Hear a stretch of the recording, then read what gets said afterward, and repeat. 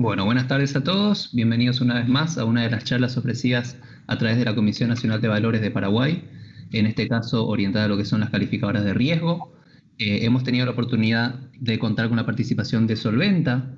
calificadora de riesgo SA, quien nos ha dado una charla justamente la semana pasada. Esta vez tenemos el placer, el privilegio nuevamente de tener con nosotros a FIX, Sociedad Calificadora de Riesgos, para darnos una nueva charla. Recuerdo aún Douglas Elespe, quien es justamente el presidente de FIX, quien había venido desde Buenos Aires allá por el año 2017-2018 en uno de los primeros eventos de educación financiera que habíamos tenido. Así que nuevamente gracias, Douglas, y también el señor Gustavo Ávila, quienes nos estarán dando justamente esta capacitación. La idea es que dure no más de una hora. La primera intervención la tendrá Douglas como presidente, justamente CEO de FIX SCR, y posteriormente estará interviniendo el señor Gustavo Ávila como director de finanzas corporativas y sostenibles de dicha entidad. Finalmente tendremos un espacio de 10 o 15 minutos para preguntas y respuestas, así que siéntanse libres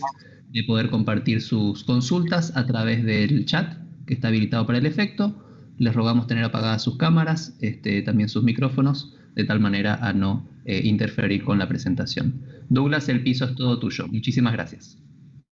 Bueno, buenas tardes, muchas gracias por la invitación y a la audiencia por su participación.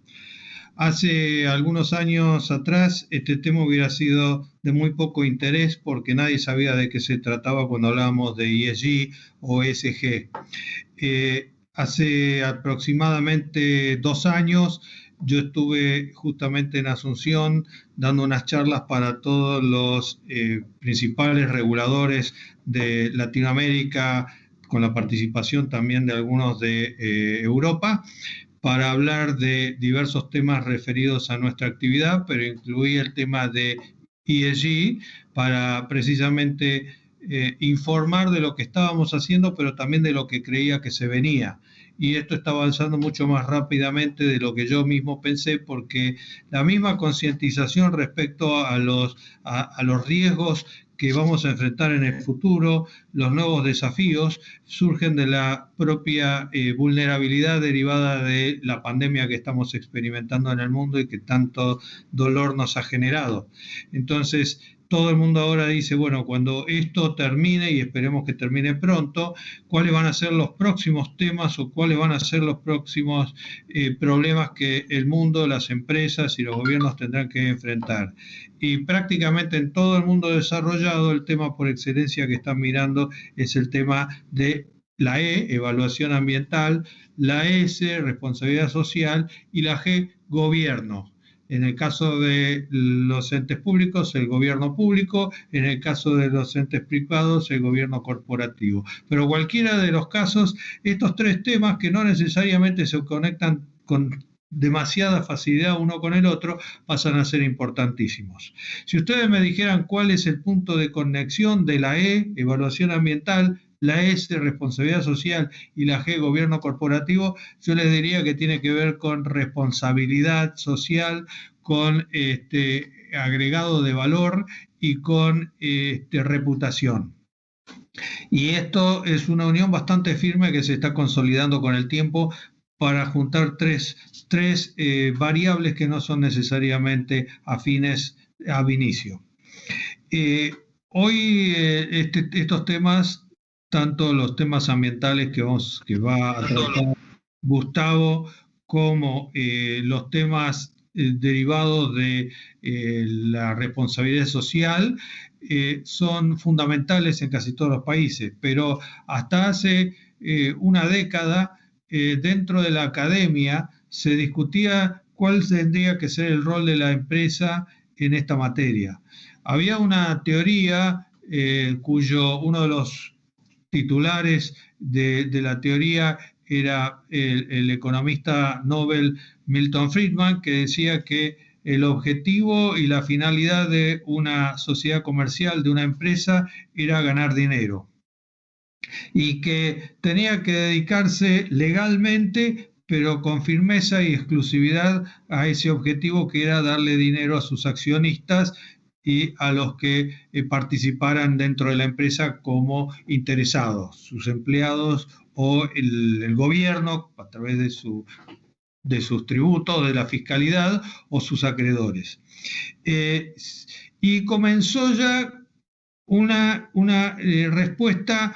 distinta, encabezada sobre todo por Peter Drucker, donde él decía que el objetivo de la empresa tenía que ser darle valor a los accionistas y darle valor a la empresa con intangibles adicionales a lo que podría ser la ganancia. Y tenía mucho que ver con aspectos de responsabilidad social y de reputación. Y en los últimos años esta tendencia en los países desarrollados ha prevalecido y lo que estamos viendo es un crecimiento significativo en todo préstamo a grandes empresas en las que los bancos consideran el aspecto de su cumplimiento, su grado de apego a la E, la S o la G, o su incumplimiento, o los riesgos que la empresa tiene en esa materia como factores fundamentales en cuanto a la cantidad, los precios y la prolongación del crédito. Lo mismo ha ocurrido con los organismos multilaterales de crédito en el mundo, que han designado líneas específicas para asignar a aquellos que cumplen adecuadamente con estándares de ESG, mientras que han empezado a reducir su participación en aquellas empresas que son buenos riesgos crediticios, son buenas empresas, pero que no están comprometidas con los objetivos o estándares de ESG. Las Naciones Unidas, después seguramente se va a referir Gustavo a esto, han tenido también un fuerte compromiso y han tratado de identificar qué parámetros se deben cuidar. Pero, por ejemplo, en las últimas reuniones de Davos, los empresarios reunidos junto con los principales líderes del mundo han determinado que los factores ESG pueden ser aquellos más sensibles y más importantes para tener en cuenta por los riesgos que ocasiona no seguirlos y por las necesidades hacia el ambiente y hacia la sociedad de seguirlos. Y entonces esto ha pasado a ser un tema importantísimo. Esto en Latinoamérica recién empieza, pero se está desarrollando en todo el mundo de manera irreversible y suponemos que esta tendencia también se va a ver entre ustedes. Argentina, por ejemplo, ha cuidado muchísimo de comenzar lentamente, pero comenzar al fin, con emisiones de bonos verdes, con emisiones de bonos sociales, con tanto del sector público como del sector privado, y también con calificaciones ESG. Y lo vemos así también en Chile, lo vemos así comenzando en países como México, lo vemos en Brasil. Esto es una tendencia que está para quedarse. ¿Qué es el valor que tiene para las empresas aparte de los aspectos reputacionales? Lo que se está notando en los mercados es cada vez que hay una crisis en los mercados, cada vez que hay un factor que genera volatilidad, las empresas que han adherido a estos parámetros tienen mucha menor caída cuando hay caídas generalizadas que las otras, y en algunos casos directamente se sostienen. Hoy en día tanto se valora esto, después de la pandemia mucho más, que las empresas que cumplen adecuadamente o que están vistas como que tienen un rol significativo en sus presupuestos y objetivos, los parámetros de evaluación ambiental, social o de gobernanza, han logrado diferenciarse en costo financiero con spreads muchísimo más ventajosos que las empresas que no lo cumplen o que son no por incumplidoras, pero por no haberse comprometido y exteriorizado sus parámetros, con lo cual están pagando costos financieros más altos simplemente por esto. Si ustedes me preguntan cuál es la conclusión de esto, y que hoy en día el mundo empieza a asociar el cumplimiento de los parámetros de responsabilidad en esta materia como factores que demuestran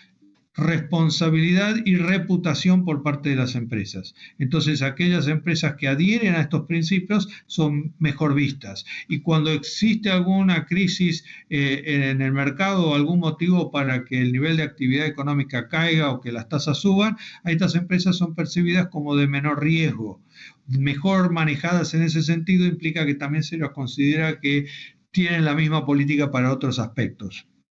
Y esto es muy importante.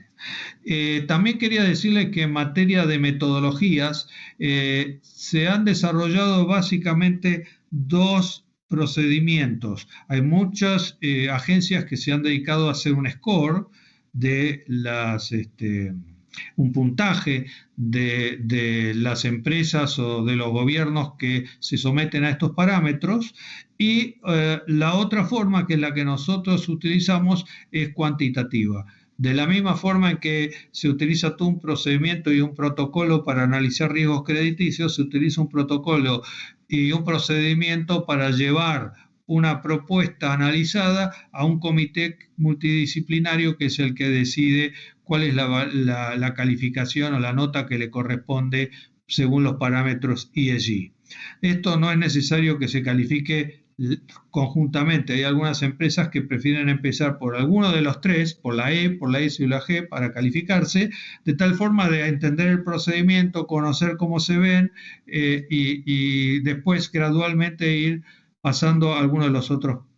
procesos. Por otro lado, también nosotros en nuestra metodología, más que calificar con la foto, tratamos de calificar con la película, ver cuál es el compromiso, cuál va a ser el monitoreo y cuál es la razonabilidad y sustentabilidad de los parámetros fijados para lograr los objetivos de mejora en estos rubros. Por lo tanto, muchos que se consideran que pueden estar débiles hoy en la foto, cuando lo miramos a la luz de este procedimiento, que es muy parecido al que se usa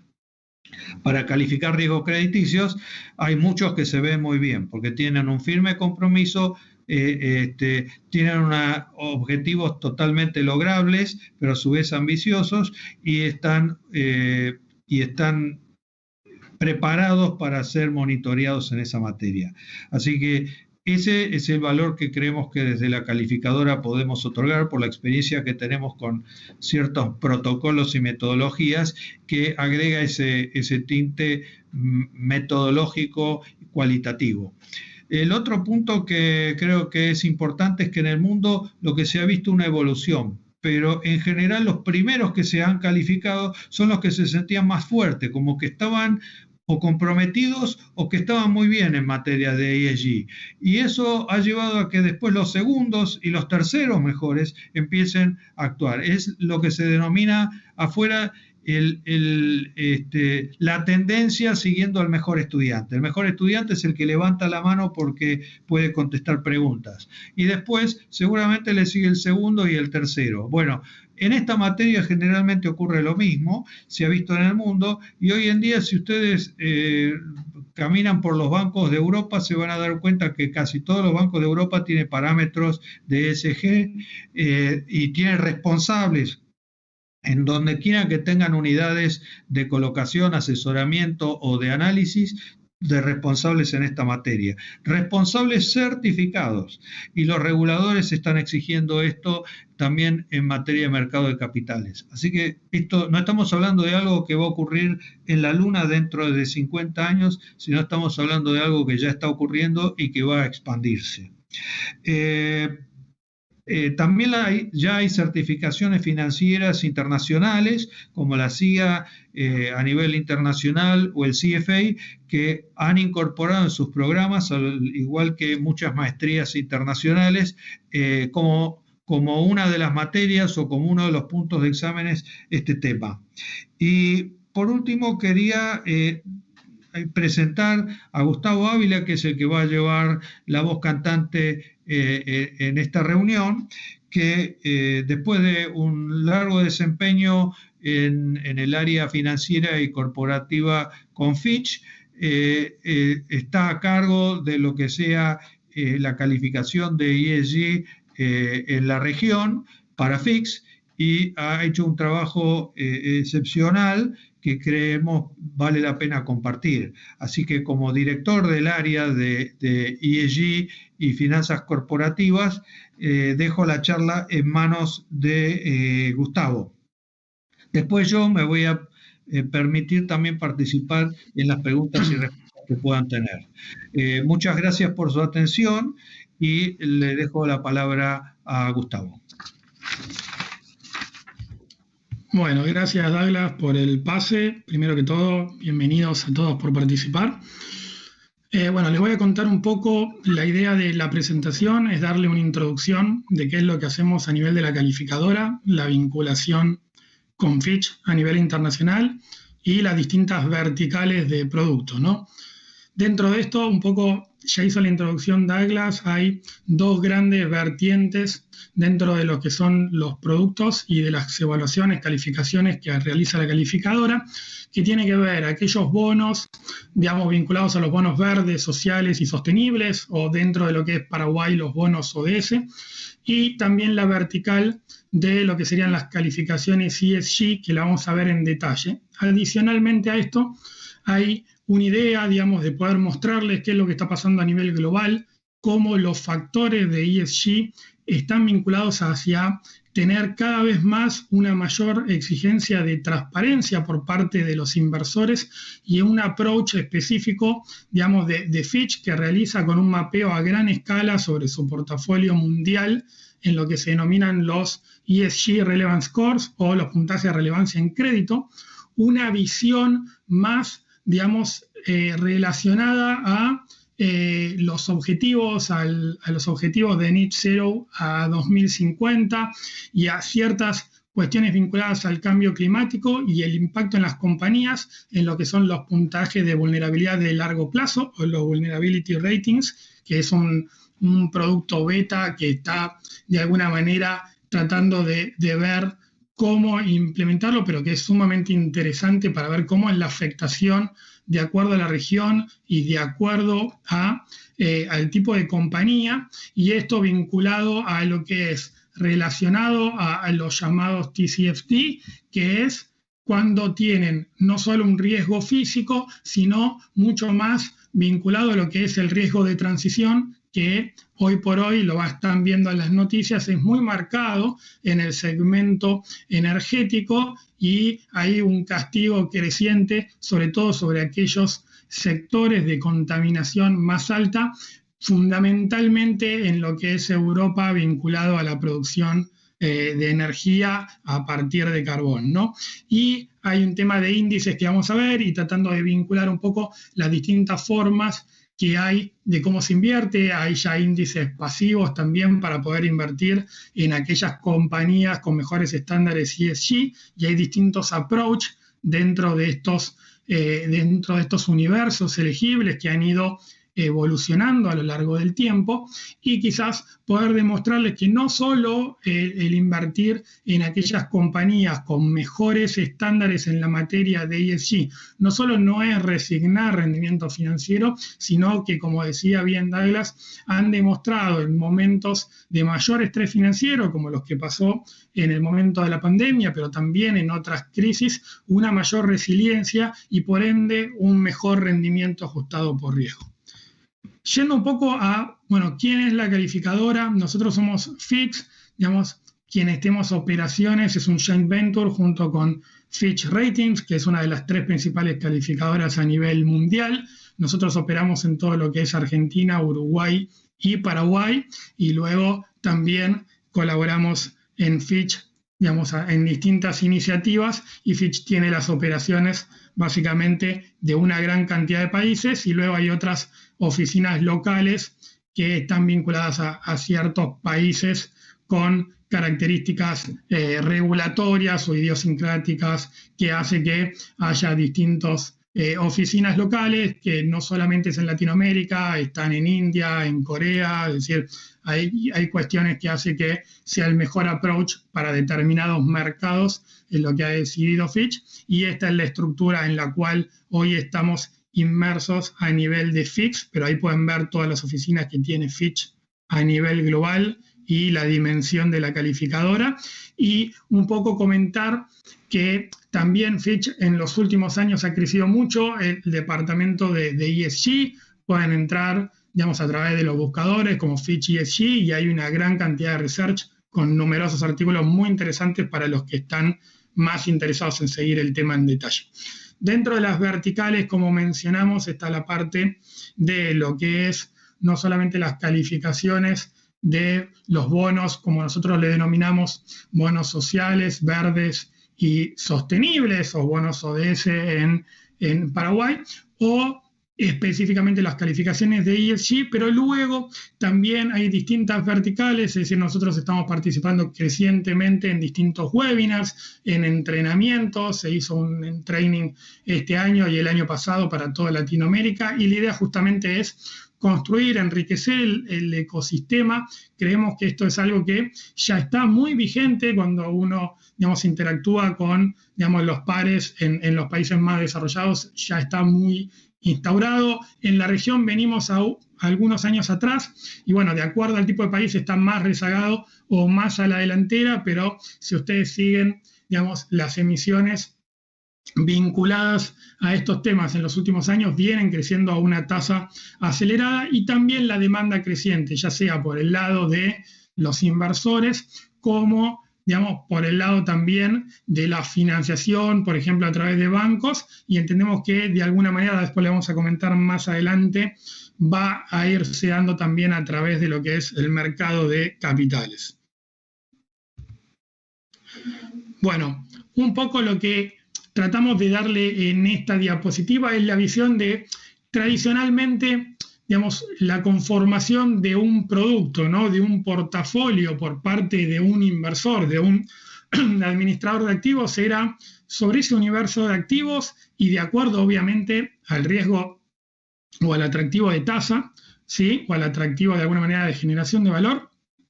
El mapeo, sobre todo en lo que es renta fija, era una aprobación crediticia, ¿no? Ese era el perfil tradicional o el histórico de las calificadoras de más de 100 años. Hoy se está dando un paso más, que es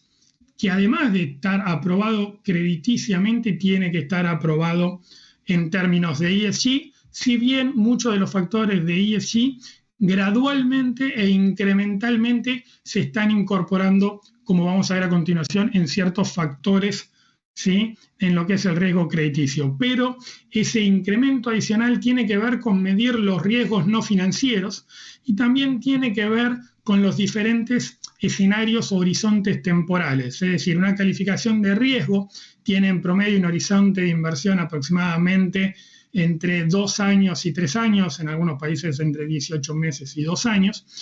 mientras que una visión de ESG es de más largo plazo, tiene que ver con tratar de entender esa compañía, cómo genera valor y a la vez cómo mitiga todos los riesgos no financieros, que cada vez son más importantes, y si uno, como decía Douglas, evaluara o midiera, digamos, la evolución, por ejemplo, de los principales índices a nivel mundial en lo que es cuánto es intangible y cuánto es activos reales respecto a la valoración de esas compañías, uno podría ver claramente cómo el porcentaje de intangibles es cada vez más alto y factores diferenciales hace que tengan más valor en la compañía, y a la vez que ciertos riesgos no financieros, como se han dado en algunos derrames muy importantes en algunas petroleras, en el caso de Vale, en el caso de Brasil con la rotura de la represa, o el caso, digamos, del fraude en el caso de Volkswagen, implicaron pérdidas millonarias para muchas compañías, y esto hace que los inversores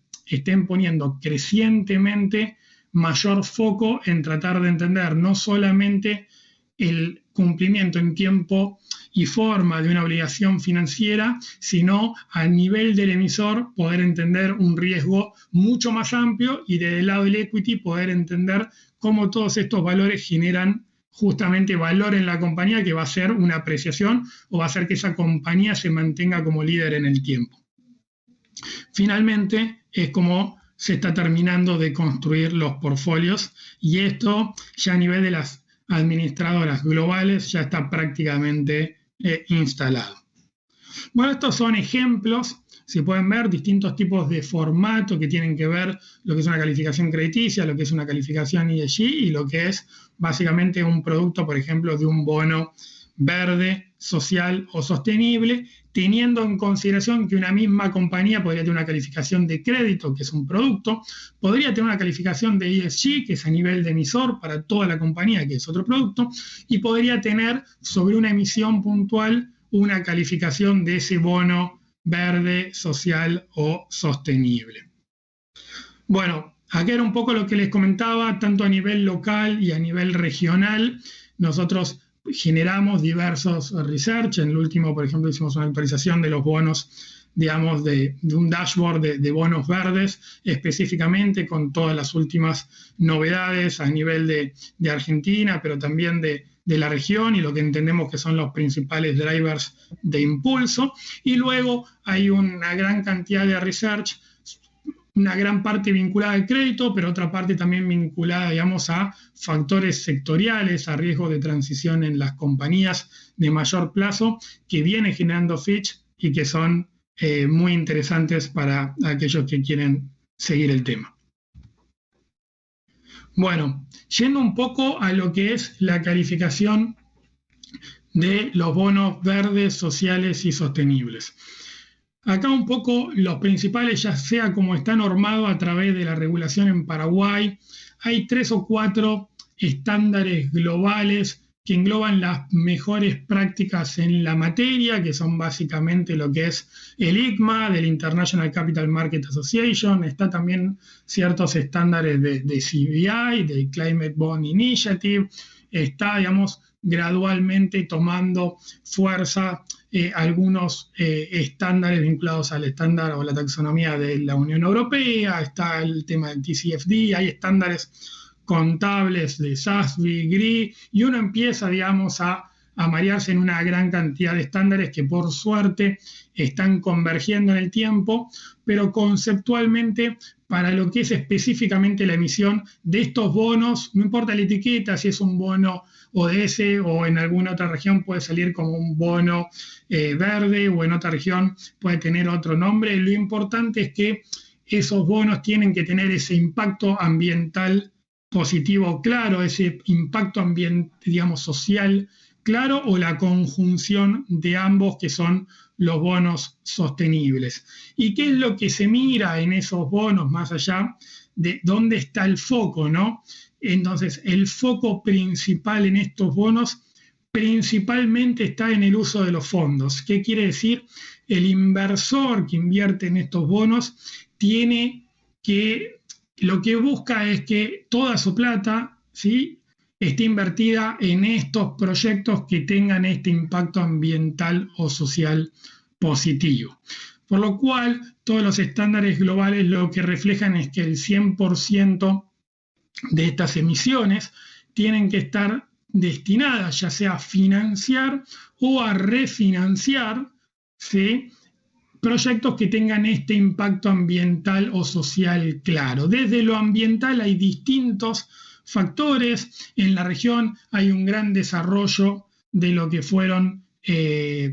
energía renovable, parte fue a parques eólicos, pero también hubo otros proyectos, digamos, de lo que estaría más vinculado a energía solar. Nosotros tenemos un caso, digamos, paradigmático en Argentina que viene creciendo muy bien, que hace, digamos, que está más vinculado a edificios verdes o que es, digamos, a parques logísticos con estándares LED o EDGE de cierta calidad, que vincula a cierta eficiencia energética, pero eventualmente podría ser tratamientos de efluentes o hay muchos aspectos que están vinculados, pero sí es importante que el impacto ambiental tiene que ser claro y tiene que ser medible, ¿no? Estos son un poco los puntos centrales que diferencian, y después tiene que haber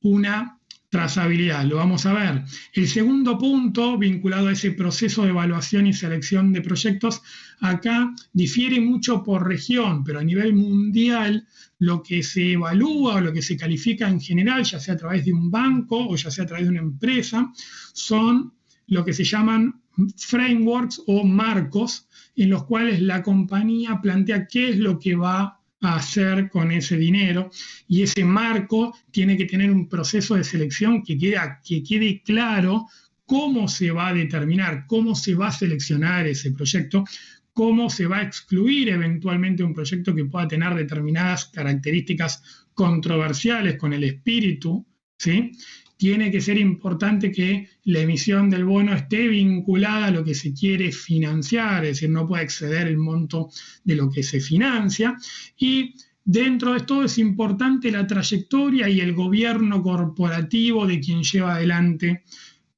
los proyectos. ¿Por qué? Porque lo importante es, primero, tener bien claro que el uso, que el objetivo de destino de los fondos sea claro, es decir, que sea inobjetable que esa emisión tenga un impacto ambiental o social positivo.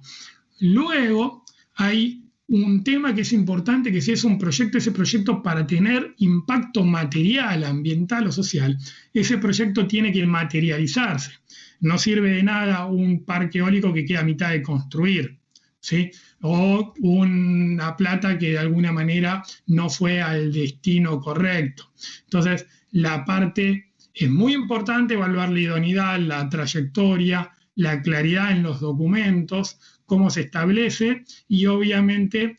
el track record forma parte. La ventaja competitiva,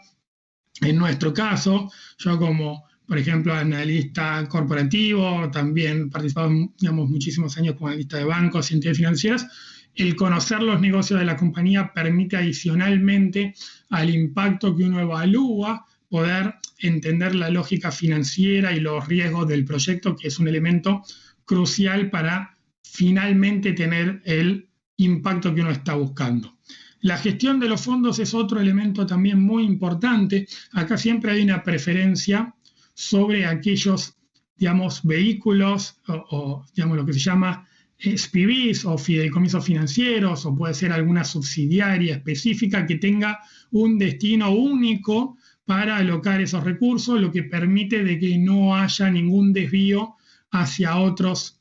digamos, usos, es decir, se evita completamente lo que sería el riesgo de desvío de fondos o commingling risk, pero adicionalmente permite una trazabilidad a través de los estados contables muy bueno de esos proyectos. Pero no obstante, lo importante es que si no es así y es un corporativo, ahí es importante también de vuelta el gobierno corporativo de ese emisor y adicionalmente tener un sistema importante de separabilidad. Lo que tiene que quedar claro es que la plata, o mejor dicho, el dinero que entra por ese bono tiene que estar completamente separado del resto de los proyectos de las compañías. Esto no es un tema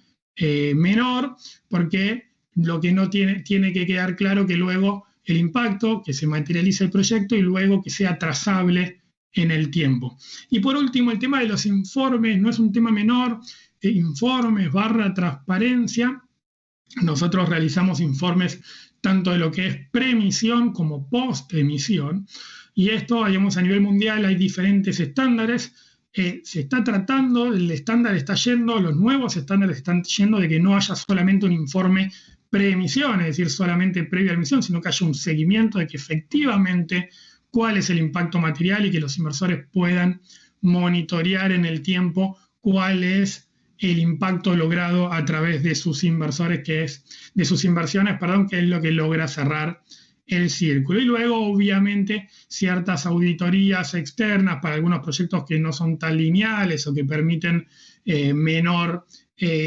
o no son tan fácil de materializar ese impacto, son puntos que suman de confianza respecto a los inversores y a los estándares, ¿no?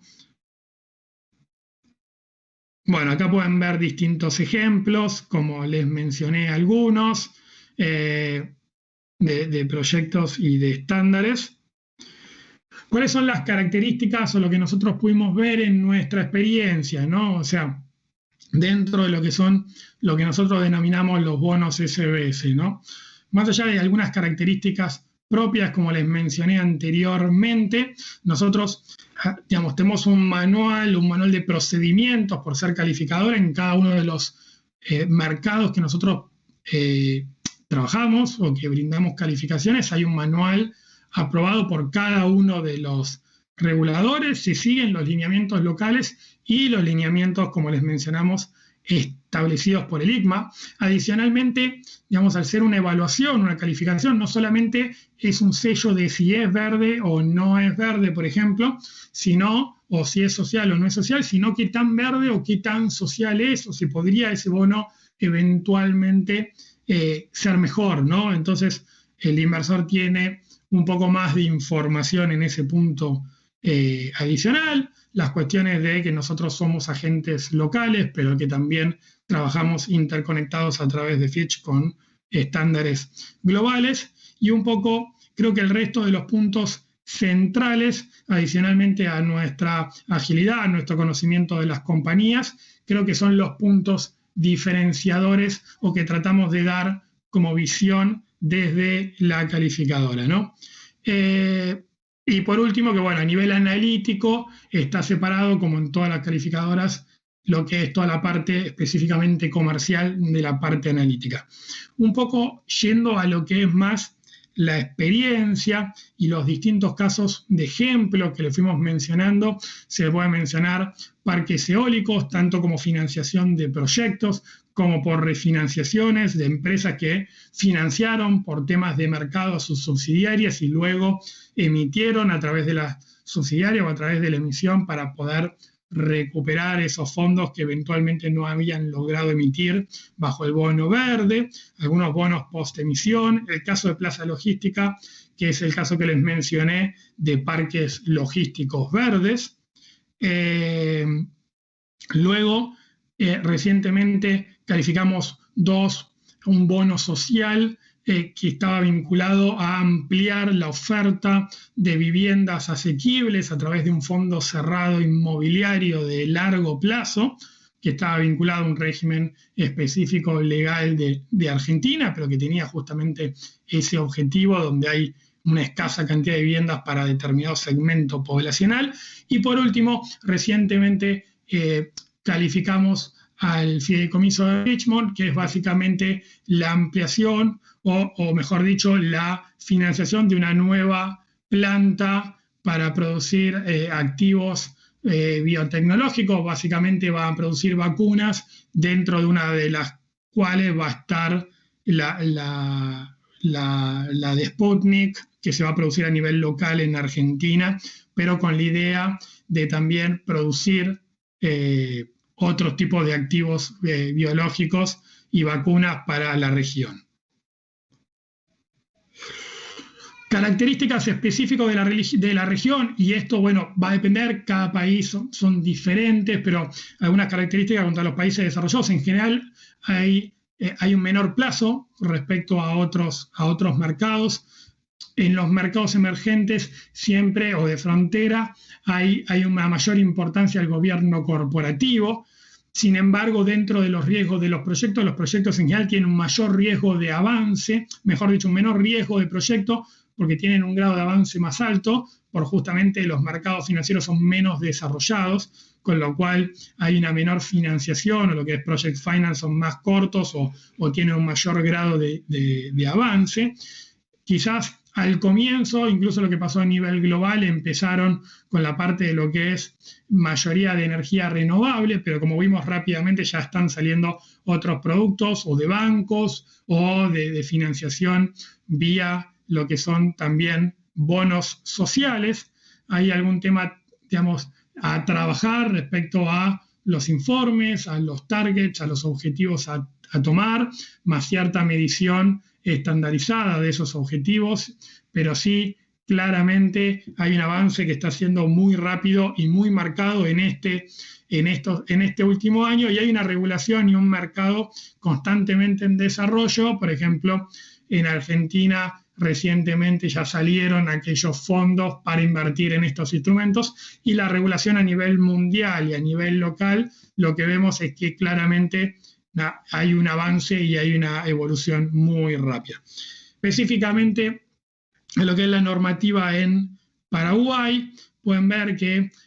digamos, hay una normativa específica vinculada a lo que son los lineamientos para la emisión de los bonos, digamos, de los objetivos de desarrollo, o sea, los ODS, de los objetivos de desarrollo sostenible, pero claramente no difiere de los puntos centrales, con la importancia de que tienen que considerar, o sea, tienen que tener una verificación externa, digamos, ya seamos nosotros o sea otra entidad, pero es importante que eso se esté para darle confianza al emisor. Y los puntos centrales están vinculados a cada uno de estos 4 ítems que yo les mencioné antes, entre el uso de los fondos, la evaluación y selección de proyectos, la gestión de los fondos y la parte de informes y transparencia.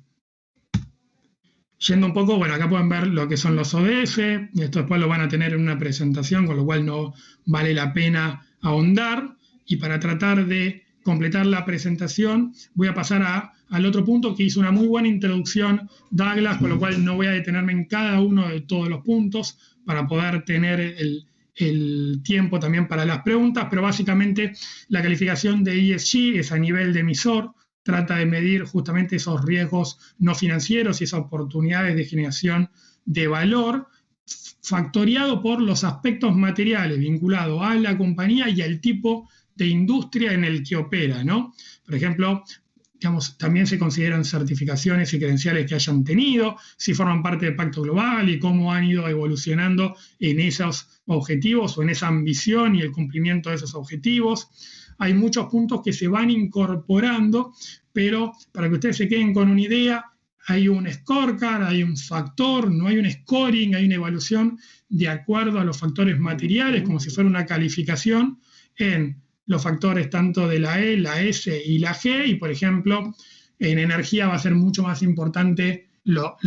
que sería un impacto ambiental, en un banco la parte social y de gobierno corporativo, es decir, hay un mapeo entre lo que es el sector, el tipo de compañía, de acuerdo a los riesgos materiales que puedan tener a ese sector y a esa empresa en particular, y luego cómo es administrado esos riesgos y esas oportunidades por parte de la compañía.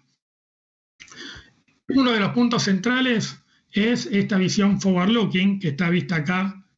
hacia adelante. La visión tradicional de las calificaciones de riesgo de crédito son siempre también hacia adelante, pero adicionalmente en las de ESG hay una visión hacia un plazo más largo y hacia un proceso de mejora continua, y hay un tema de ambición y cómo se logra esa ambición, ¿no? Es muy importante la planificación y las metas.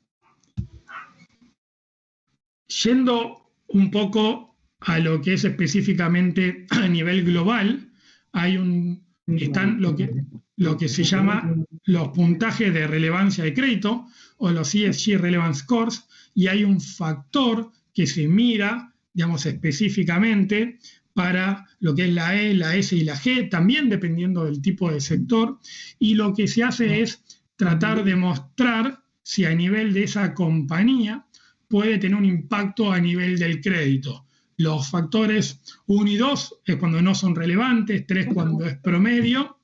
y los niveles 4 y 5 están vinculados a aquellos que tienen impacto o pueden tener impacto en la calificación de la entidad. Por ejemplo, cuando fue el caso de Volkswagen o el caso de Vale, son casos en que se materializaron algunos eventos y ahí hubo una incidencia, pero también puede pasar del lado del gobierno corporativo o en compañías con estructura de grupo complejo, con poca transparencia en la información, y distintos eventos que pueden materializarse en un riesgo de crédito. Específicamente el otro producto que no tiene que ver directamente con el crédito de corto plazo, porque es una visión a 2030, 2050, tiene que ver con esto de, bueno, si yo quiero tener un bono de renta fija pero a muy largo plazo, o un equity que tiene una visión de más largo plazo, y quiero entender cómo es el riesgo de transición para esas compañías, dependiendo de los mercados en los que opere.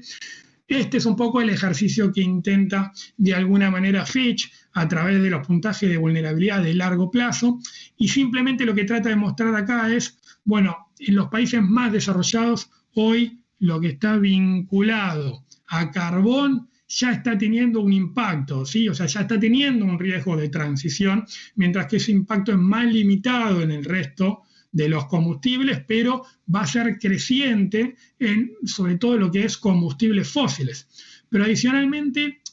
en alguna medida, incluso hasta la energía solar en algún momento va a tener ese riesgo de transición, para discutir dentro de 30, 40 años cómo es esa renovación sobre el residuo que generan los parques solares. Entonces, hay un tema de tratar de entender y de trabajar ese tiempo, y eso va a estar en continua evolución, y la forma de mapearlo va a ser siempre de acuerdo a la regulación vigente, que obviamente puede variar en el tiempo. Hoy por hoy hay precios de carbono en Europa y demás que van cambiando de precio muy rápidamente, y obviamente de acuerdo al nivel y a la exigencia regulatoria, esos riesgos de vulnerabilidad de largo plazo van a ser más cortos o más largos, pero a la vez seguramente van a ser más cortos en los países más desarrollados y un poco más largos en los países menos desarrollados, que es más difícil cambiar esas matrices productivas por mayor costo de financiamiento y también por países de menor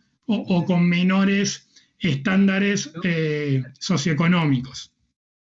Finalmente, para dar tiempo a las preguntas, lo que quiero mostrarles acá a través de distintos índices es un poco lo que mencionaba Douglas al comienzo sobre el spread respecto a aquellos índices ESG. Hay un caso que nosotros seguimos siempre muy de cerca, que está ahí hasta abril de 2020, pero luego se materializa todavía más si lo seguimos hasta hoy, que es la diferencia entre el MSCI de Emerging Market en lo que son los ESG Leaders contra el estándar, que no tiene justamente esa característica, y hay un spread muy marcado, y adicionalmente, un punto que a mí me gusta resaltar, es todavía más marcado en aquellos países que son emergentes, y esto tiene que ver con la importancia del gobierno corporativo y por la mayor o el mayor spread o la mayor dispersión entre los estándares, entre aquellas compañías que son líderes en la materia y que siempre están justamente liderando los cambios y por eso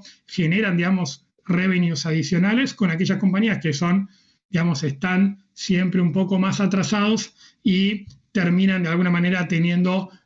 una transición más lenta, y luego eso, quizás no en el corto plazo, pero en el mediano y largo plazo, terminan siendo impactados en sus valuaciones.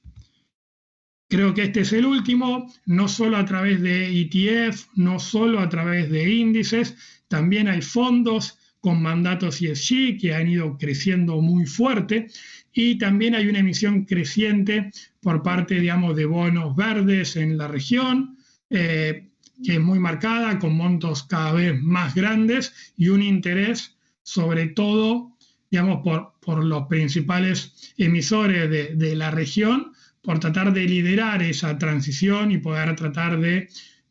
lograr aprovechar ese interés que se tiene y lograr hacer esa transición con un financiamiento quizás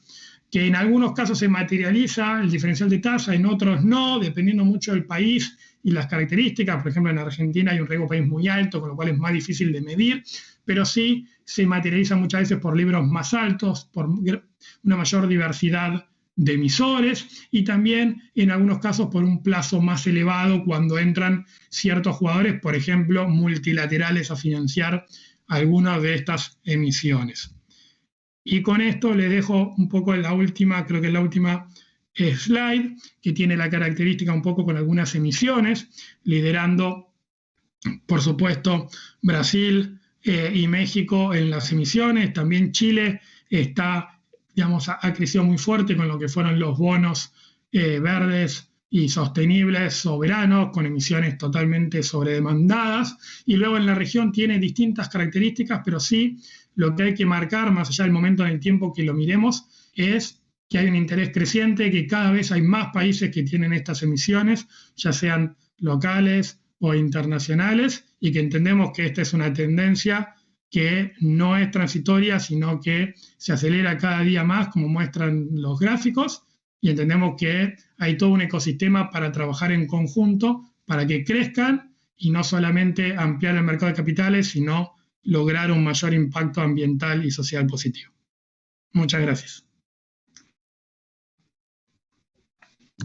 Muchas gracias, Gustavo, por la presentación, a Douglas también por la intervención inicial. Estamos atentos a las preguntas que pudieran hacer a través del chat. Tenemos unos 10 minutos aproximadamente para poder responder. Vamos esperando las preguntas de ustedes.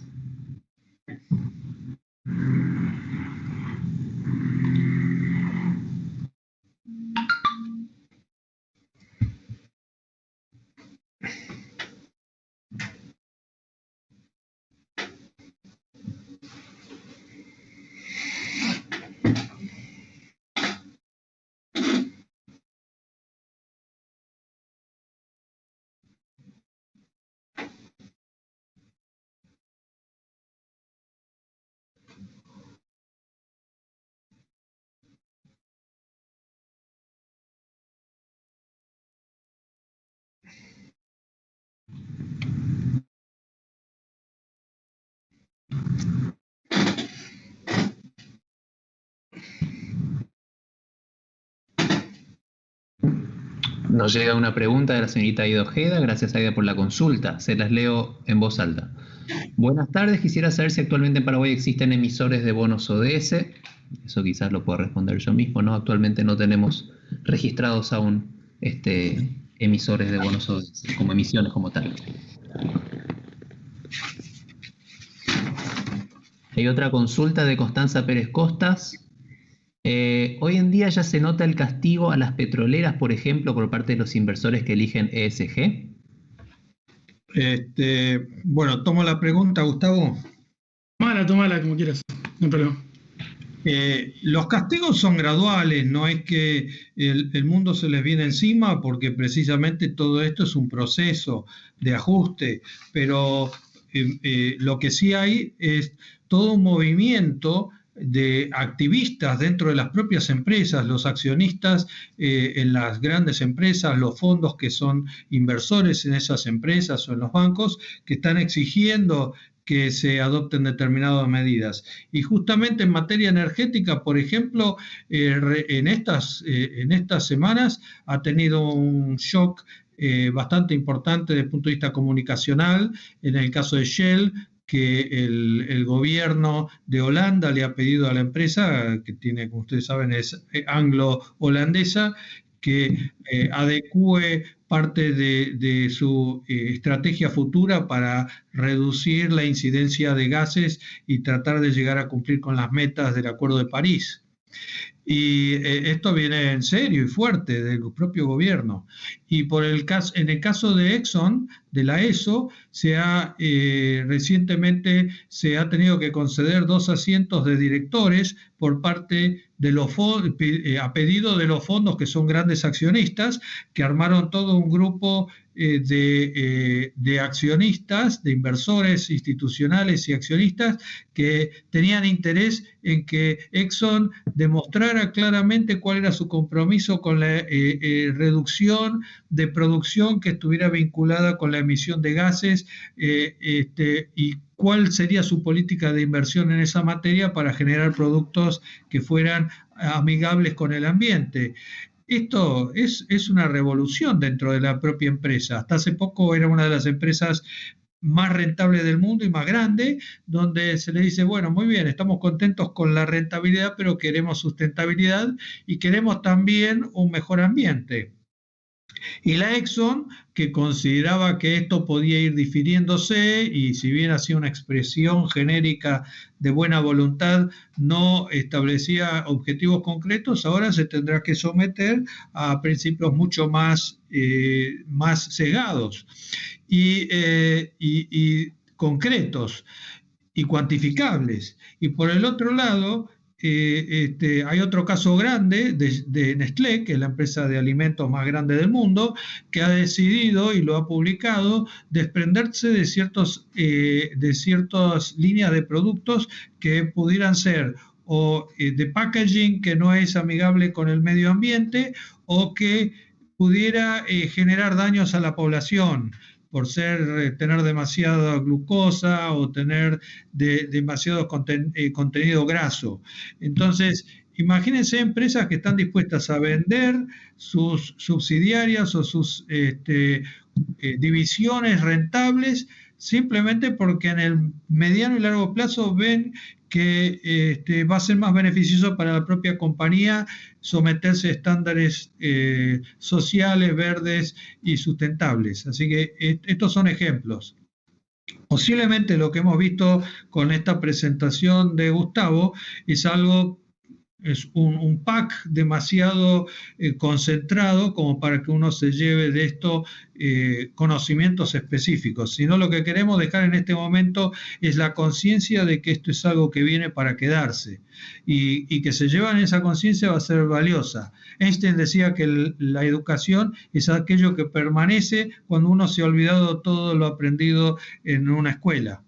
Entonces queremos que quede esa idea general y aquellos que crean que tienen un compromiso con estos metas o que crean que esto va a ser una oportunidad laboral o una oportunidad en sus trabajos para hacer cambios, creo que pueden estar más que interesados. Muchas gracias, Douglas, por la respuesta. Tenemos un par de consultas más. Una de Rodrigo que pregunta, ¿las emisiones verdes se dan más en empresas dedicadas al agro o no tienen ninguna relación? Si es así, ¿cómo ven ustedes a Paraguay con la emisión de este tipo de papeles en el agro? Gustavo, si querés contestar. Yo la contesto. La respuesta es no. O sea, a nivel mundial hay pocas emisiones a nivel, digamos, de emisiones verdes con respecto a agro. Hay algunas que tienen a nivel mundial referidas a ciertas producciones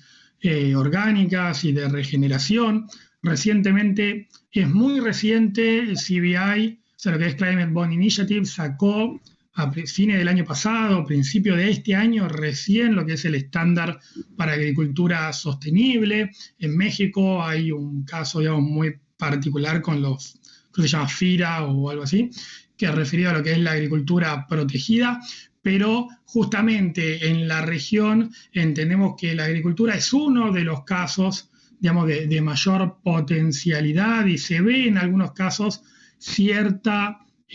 transición hacia mejores prácticas de sustentabilidad, pero recordemos que un bono verde tiene que ser medible y tiene que ser, digamos, estar alineado con las prácticas de sustentabilidad a largo plazo, que no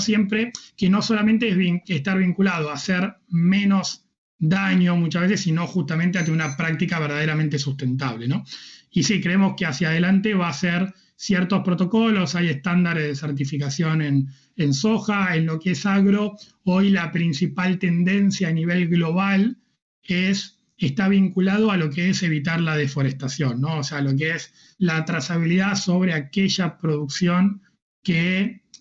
no, o que tiene cierta regeneración, o que claramente está certificada de que no hay desmonte para esa producción, porque obviamente lo que se ha dado en muchos lugares, por ejemplo en Brasil, hay una gran cantidad de deforestación para ampliación de las fronteras productivas, y eso ha traído grandes problemas y es uno de los principales, hoy diría, drivers de riesgo reputacional a nivel global. Muchas gracias, Gustavo. Tenemos una última pregunta, posiblemente por el horario. Son dos preguntas en una, pregunta de Richard Almada. Según la experiencia internacional de ustedes, ¿qué hace falta para que en Paraguay se emitan bonos ODS? Y si estos emisores generalmente son gobiernos soberanos o son del sector privado, según la experiencia de ustedes. Yo creo que no hace falta nada. Hace falta que alguno diga existe la conveniencia de emitirlo, porque va a tener un doble efecto. Por un lado, seguramente voy a lograr inversores que estén dispuestos a recibir una retribución menor, es decir, voy a bajar el costo financiero, y por el otro, en muchos casos, alargar los plazos, y por el otro lado voy a estar generando un buen clima hacia mi empresa, voy a agregar valor desde el punto de vista reputacional y de seriedad. Miren, este es uno de los casos donde en casi todos los aspectos donde uno ve un tema económico, tiene que lidiar con la escasez. Entonces la escasez nos obliga a tener que decidir sobre alternativas, porque todo no se puede hacer o porque no todo se puede hacer eficientemente. Entonces tenemos una sábana corta. Si ayudamos un sector o una actividad, perjudicamos la otra o a costa de otro. Pero en este caso se da, es una de las ventajas, se da la ventaja de la externalidad positiva, donde se combina el altruismo y la ética con la mayor rentabilidad. Esa es una de las ventajas. Entonces, Paraguay es un país que ha avanzado muchísimo en materia de mercado de capitales, en materia de sistema financiero, tiene una de las mejores reputaciones desde el punto de vista soberano en la región, y es uno de los pocos países que en la crisis no descendió en su calificación. Así que yo creo que es un país y tiene muy buen nivel de dirigencia desde el punto de vista de idoneidad y de capacidad como para emprender cambios. Entonces yo creo que sí, que no necesita esperar demasiado. Solamente, obviamente, será entrar en un proceso que no es inmediato. Muchas gracias, Douglas. Estamos sobre la hora, pero hay una última pregunta que nos pasa Blanca. Ella pregunta lo siguiente: teniendo en cuenta la situación de pandemia a nivel mundial, ¿sí es bueno el panorama para la inversión en este tipo de instrumentos? Sí, yo creo que sí, porque precisamente lo que ha dejado, desgraciadamente, esta pandemia nos ha enseñado de que el futuro no es igual que el pasado, que uno tiene que permanentemente pensar en que van a existir mayores desafíos. Está básicamente comprobado que cada día hay más necesidades sociales, que aun cuando se cubran ciertas necesidades aparecen otras nuevas, que hay problemas de educación, hay problemas de salud, que requieren cierto grado de conocimiento por parte de toda la población de las necesidades de otros y la necesidad de dar oportunidades. Esto tiene que ver con el tema de la integración y con el acceso a las comunicaciones. Hoy en día la gente de los más bajos recursos puede utilizar un teléfono como una computadora y eso le permite saber qué es lo que él tiene, qué es lo que está pasando en el mundo y qué es lo que le falta a él. Esta es la S. La E tiene que ver con los temas ambientales. Y está comprobado que el mundo va a tener desafíos muy grandes en esta materia si sigue el calentamiento global. Entonces, de nuevo, no se hace solamente por altruismo, sino se hace porque uno se da cuenta que en el mediano y largo plazo podemos tener algo mucho peor que la pandemia. Y desde el punto de vista de gobernanza, también está muy comprobado que en los países más desarrollados hay grupos muy interesados de aquellos que tienen fondos para invertir que requieren hoy en día un compromiso de buen gobierno corporativo. Visto el gobierno corporativo como esa disciplina que evita que los que tienen más poder dentro de una empresa o dentro de un gobierno con relación a otros o que tienen mejor información, son insiders, no puedan embromar, molestar o perjudicar a los outsiders, que de todas formas están vinculados a la empresa. Todo esto es un parámetro que está para quedarse y antes se había comenzado con la idea de la responsabilidad social empresaria, se avanzó mucho,